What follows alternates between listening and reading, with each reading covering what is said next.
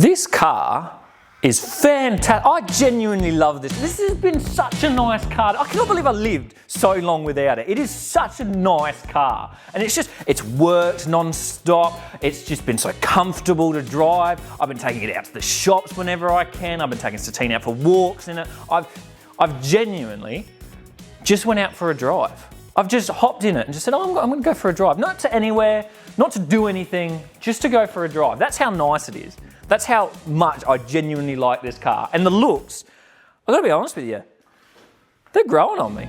Look, it's not, especially in the rustic condition it is at the moment, it's not the prettiest looking thing in the round. And the white wheels on it, well, they're not very period correct and they do look a bit odd, but in a strange way, I think it's almost like an ugly duckling. Like it hasn't become the Swan, but it's unique and it stands out and I kind of like it for that. I think it's something special because of it. And now that it's been driving so fantastic and we haven't had any issue. Well, actually, that's a lie. We have had one issue. One day I started it up, I was warming it up, all was well, got it up to temperature, went to drive it, put my foot on the brake so I can shift gears, foot's on the brake, straight to the floor, nothing happens. That was an easy fix though. One of the brake lines was loose towards the rear, so we just tightened that up and problem solved. But now we're at a fantastic time because now that this runs and we've done a few 100 kilometers on it, we can start to do things that I actually want to do to it. We can upgrade it. And whilst we're in there, we're also going to do some, I suppose, service items as well, but they're also a little bit of an upgrade, so we're a bit of a mix. I'll show you what we've got. Look at this table full of goodies. We've got every single bush under the sun for this car. It's going to handle fantastically. It's going to ride so nice after this. We've got new steering arms, we've got new ball joints, we've got new suspension spring mounts, we've got new springs, we've got new shocks. And these springs are special because it's going to fix a big glaring issue that I have with this car, and that's the ride height. So we've got new shortened springs. We've got these beautiful things right here. These are lowering blocks. The rear end's going to sit 2 inches lower as well. These springs will sit 2 inches lower. It's going to look fantastic. It's going to ride fantastic. I am a little worried about scrubbing when we go full lock because I have got fatter tyres on this thing.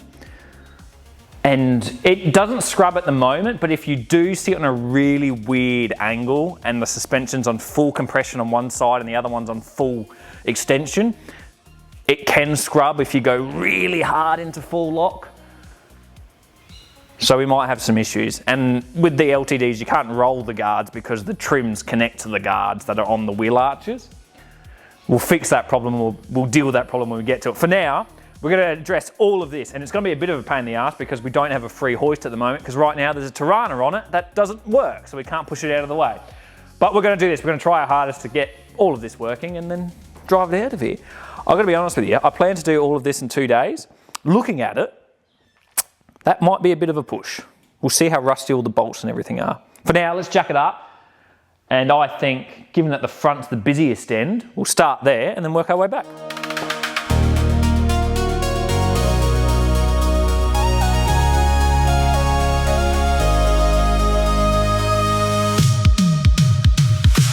This rusty behemoth of Australian history is a Ford P6 LTD, and she was the bee's knees back in the day. This was Ford chucking everything they had at their disposal into an Australian sedan. It had a 351 Cleveland V8, 9-inch diff, electronic windows, power steering, a cassette player, air conditioning that had vents for the back seats. Now, I'll be 100% honest, I don't know what the best course of action is here. I'm thinking maybe get the brake caliper hung up out the way, over there, and then disconnect the hub, start from there. Everything's going to need a good clean too. Maybe some fresh paint. It has a longer wheelbase, larger chrome mirrors, chrome trimmed wheel arches, and it even had a clock. Mine, however, only has some of those things. The original motor is here, but blew a head gasket and a valley gasket.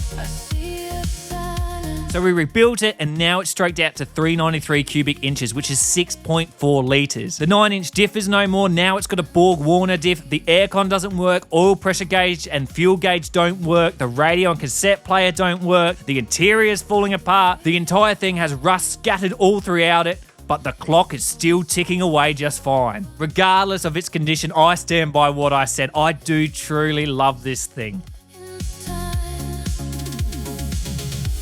I think that is mostly coming from how I felt about my first car, an XB Falcon sedan, which this is just the slightly newer, more refined, more luxurious version, and I plan to do all the things I wanted to do to that old Falcon here with this LTD. We did it! Goddamn. We're going to restore it, build it, and modify it the exact way I want. And it's a long road ahead, but sorting out these worn out bushes and fixing its road presence is gonna just feel amazing. Certainly not a clean job, this one.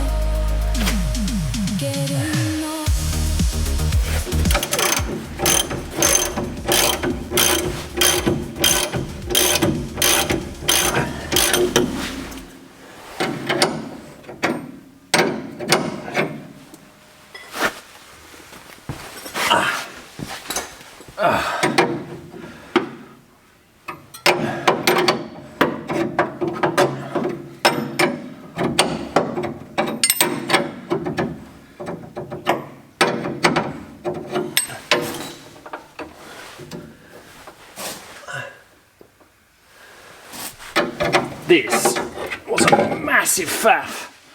There is a lot of tension in those springs, my God. Let's get that undone before we kill ourselves.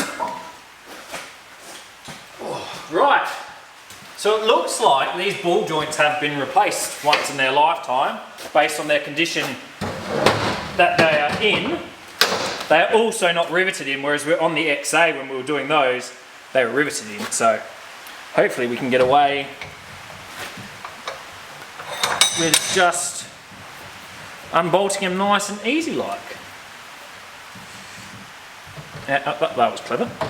So we'll take off these old joints, get some new ones, pump them full of grease, and then we'll be laughing. I am going to have to clean that up though.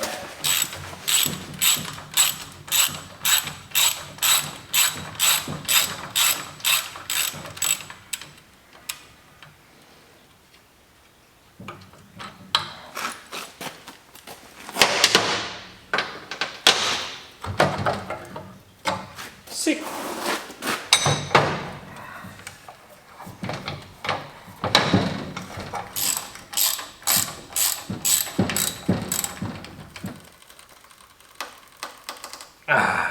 Okay. We're going to have to use an impact. Alright, you're coming undone. Hell yeah.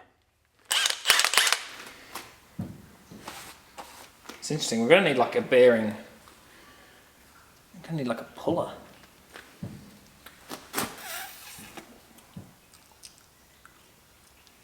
How the hell are we going to do this? I have no idea. I won't lie, these upper control arms stumped me a bit, but rather than tackle this one straight away, I thought it'd be best to continue making my way towards the passenger side and approaching all the control arms in one go, which interestingly are all the same. This car's suspension components, left hand to right hand side, aren't symmetric or mirror images of each other. They are identical, meaning the control arms, springs, shocks, tie rods are all interchangeable driver to passenger side, which I suppose makes sense since this suspension setup was mass produced in all Australian Ford sedans. The Falcon, Fairmont, Fairlane and LTD all shared the same suspension setup, which is odd because they were all produced at the same time and were all on sale at the same time. You're all wet! You're all wet! Oh, I need a torch. No, I don't want you wet! There's no... This extensive lineup of sedans, which doesn't include any American or British imports, did confuse me, especially since Australia had a significantly smaller populace in the 70s. But I do think I've figured it out. These sedans are all different levels of Ford luxury. The Falcon was their every man's car. It had the cheapest starting price with the least factory creature comforts. Then on the same platform as the Falcon, there was the Fairmont, which was designed to be a more comfortable but still affordable Falcon. Then we move up in luxury again to the Fairlane, which was noticeably different with its longer wheelbase and completely different rear end, boot, fenders and grille. This was meant to be for the well-to-do families. It had plenty of space for your spouse, 3 kids and all the luggage. And then we have this, the LTD. This is what you got your chauffeur to drive. This was the pinnacle of Ford Australia's luxury. It sat on the same platform as the Fairlane but had bespoke styling, all of which was designed to emulate what Rolls-Royce and Bentley were doing in the design language of their cars. And interestingly, these, along with the Fairlanes, are the least desirable of the Australian sedan lineup. I'm not trying to get closer to you. That's away. Which is strange because the LTD is the rarest. Now, Ford did also produce the Falcon GT, which was rarer again than the LTD and was what was in your face winning Bathurst. Between this and the memories of going to school or work in a Falcon, they became the more desirable car. And because of this, these poor LTDs were often raided for their parts. Just like my father did to this one, stealing its diff for just another Falcon. I've just noticed that this isn't sitting level. It's stable at least. It's a bit stupid of me. Anyway, look what we've got. Freshly painted, all prepped, all ready. Control arms. This is fantastic. So both the driver side and the passenger side are out. I won't lie, these ones had me a little stumped. These are the upper control arms. They got 2 bushes that press in that way, and I was a bit unsure how I was going to get it out. Thankfully though, you just push all through one direction, and that pushes everything out, except for this, I was about to call it a bearing, it's not a bearing, what is it, a bush. I then pushed the bush out the other way, slotting the press arm through that, and they all came out pretty straightforward, pretty easy, so that was nice. Now we've got them all cleaned up and all ready, both sides are painted, we can reassemble everything. I won't lie, there has been a bit of a saga. I didn't have these bushes to begin with, and then I bought some control arms that I thought were replacements for these. It turns out they're not replacement for these. They're a replacement for like a Rodeo or something like that. I don't know how I managed to stuff that up, but anyway, I did. But anyway, we've got the right bushes now, so we can reassemble everything and then whack it all back into the car with our lowered springs, which I'm looking forward to, because they are quite a bit lower, which will mean we will scrub, but we'll manage that as we get to it. Let's reassemble. I must remember, put these back in the middle. Don't want to forget that. That's the easiest way to press this.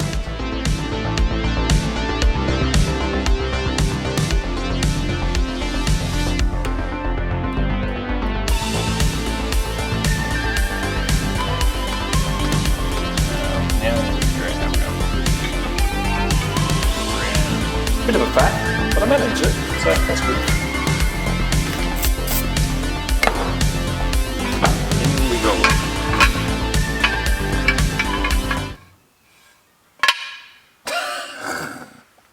What the?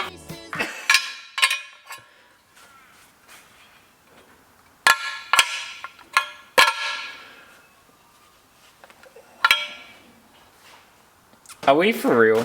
Are we for real? Are we for real? You're taking the piss. What is this? What is happening? Why does this keep happening? I've been having one hell of a journey when it comes to parts for this stupid car. So lower control arm bushes we don't actually have. I thought we did, but we did not. So we'll reassemble the top upper control arms, put those in, put the springs on, and I'll have to do some more shopping. So much for me doing this in 2 days. This is blown out to quite a few days now. Not including the fact that I need to now spend another day looking for parts and go picking up parts. Minor pain in the ass, but we'll continue on.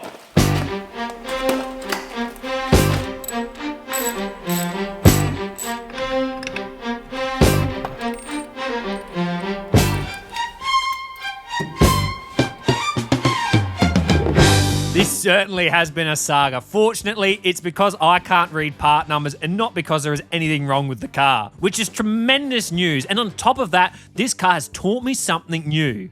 Done some shopping. I've gotten the correct bush. How good is that? So we can put that in the lower control arm and it should work just fine. Better than new. We really got to nut this out. I've got it booked in for a wheel alignment tomorrow, and we haven't even done the rear yet. We haven't even started on the rear. Thankfully though, the front should be pretty straightforward now. That we've got this in, everything should bolt up pretty quick. And then I think the rear is going to be pretty easy. Fingers crossed, touch wood. Let's hope. That was metal. Let's touch wood. Let's hope. Let's hope. But anyway, let's press this in for now. See, the passenger side has been slightly more difficult to work on than the driver's side. It's had more surface rust, tighter bolts, and just been slightly harder to remove everything. Whereas the driver's side has been consistently easier. And I noticed that on the driver's side, all the suspension components have been covered with some oil from an old oil leak from the power steering or something of that sort. That has meant not only has everything been covered in a layer of crud protecting it from rust, but also everything has been lubricated with old oil, effectively covering the suspension with penetrant, making it easy to remove. Therefore, I have deduced that oil leaks are good because they lubricate your suspension.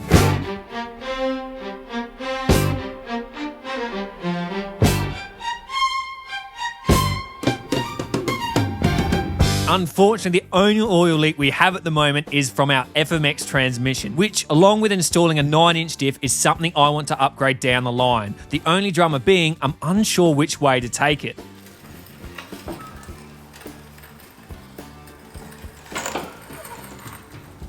Whoa, it already sits lower.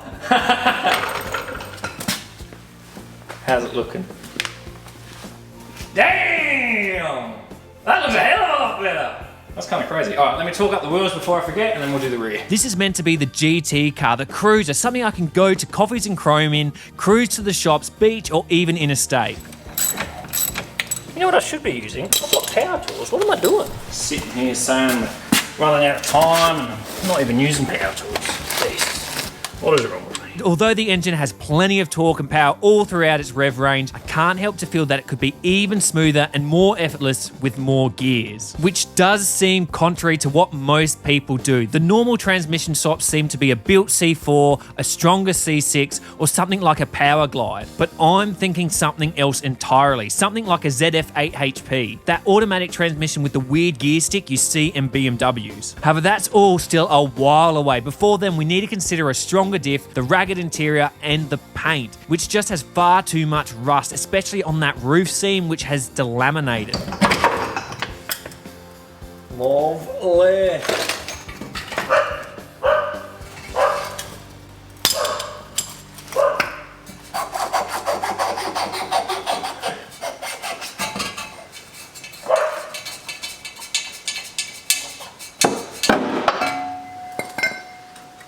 Look at the rust under there.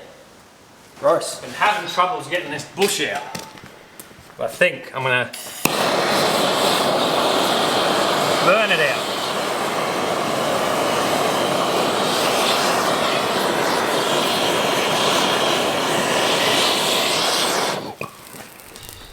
Maybe I don't want to do this on a Gauv trailer where it's gonna slowly catch fire and put all Gauv fumes on me.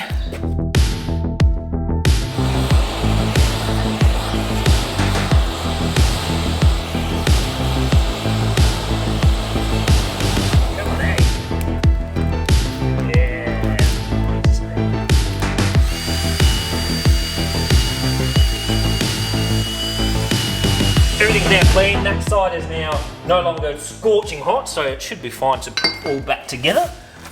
Now we just got to do just that, which hopefully should go pretty smoothly. Isn't that right? Think it should go pretty smoothly? I think it should. It's all pretty easy to come off.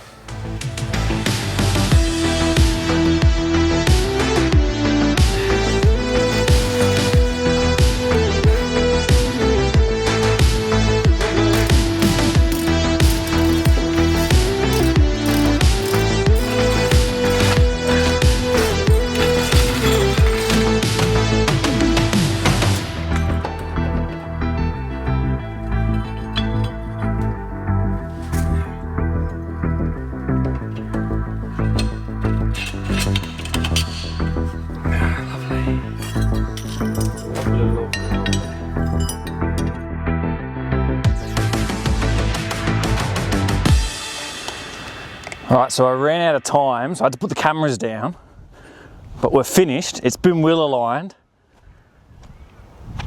and I think it looks pretty damn good.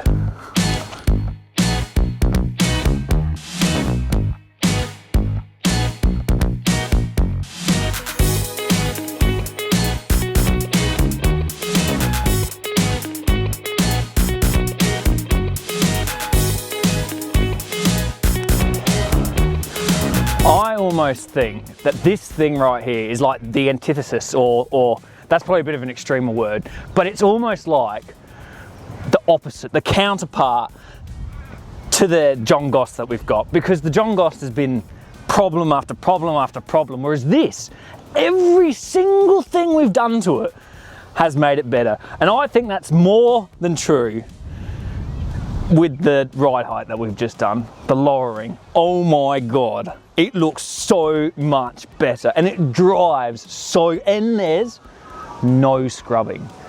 It is amazing. It is fantastic. I love this thing. The more and more I mess with it, the more and more I love it. It is the perfect car. It does everything. It even got up here. It got up here, no dramas at all. I made the rear guard a bit muddy, but I didn't spin any wheels. Everything was just fine. It just trundled along. It looks fantastic. With all the new bushes, it rides fantastic. It is amazing how much I'm falling in love with it again and again and again, and more and more and more.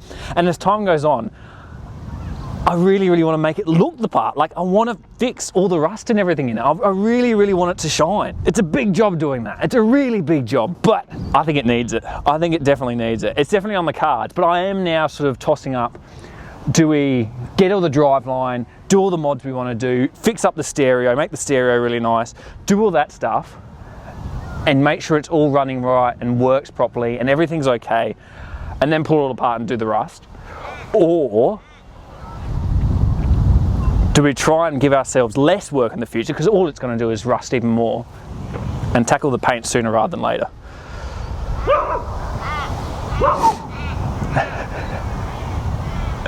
To be honest with you, I don't really know what the answer is. I really, really don't. Either way, we've got lots of work ahead of us. We've got lots of big jobs to do. For now, we're just going to continue to enjoy it, because it is fantastic. I truly love it. I truly do. I take it out so much. I take it out more than John Goss at the moment, to be honest with you. That's how much I love it. It's brilliant.